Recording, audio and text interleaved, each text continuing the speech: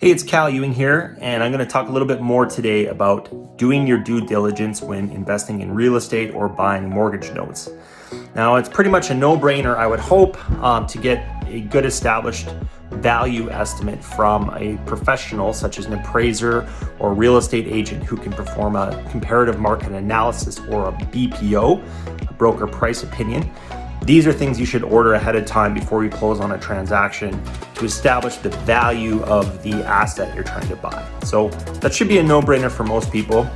But some of the red flags you need to watch out for are things called adverse influences that may affect the desirability of that property to a new buyer or a tenant or whoever's going to be using that property, whether it's while you own the property or when you're going to sell it at the end of the day. Okay, so some of these things include noise pollution. So does the property back onto a railroad track, or is it near a major freeway or an industrial building that's very noisy? Okay, could be topography. So maybe it's on some steeper terrain, or it's on a floodplain, or maybe it's near some power lines, or maybe the view is obstructed by, a shopping mall or in a warehouse or something ugly, right? So things that can affect some people's desirability to want to live in that property, okay?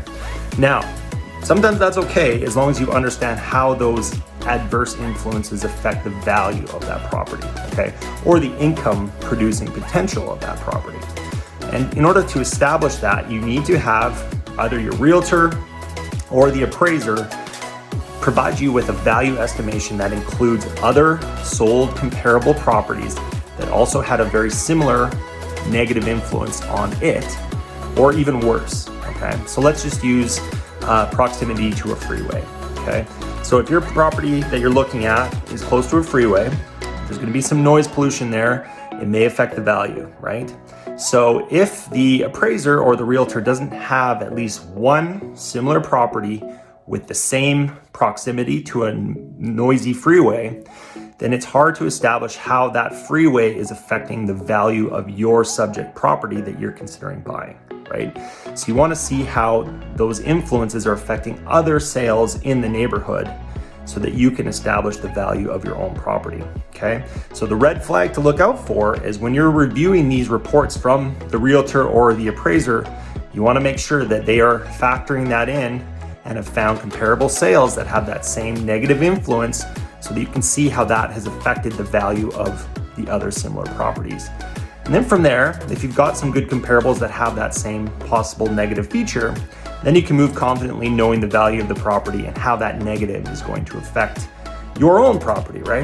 And this could also mean days on market, right? So maybe you can get an okay sales price with these negative influences on the property, but maybe the days on market for those comparative sales were way higher. So you need to have those apples to apples comparisons in order to make solid decisions and run your numbers the right way so that you're not overpaying for a property. Hope that helps.